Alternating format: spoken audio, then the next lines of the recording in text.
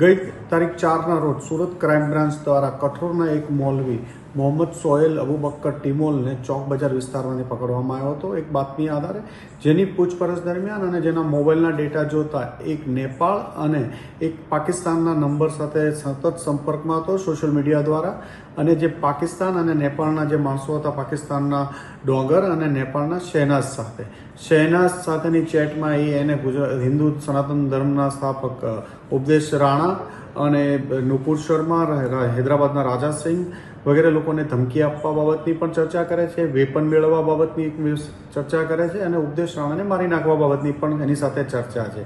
આ નેપાળનો જે નંબર હતો શહેનાઝ નામના એક માણસ વાપરતો હતો, જેની પોલીસની તપાસ દરમિયાન આ નંબર મુઝફ્ફરપુરમાં એક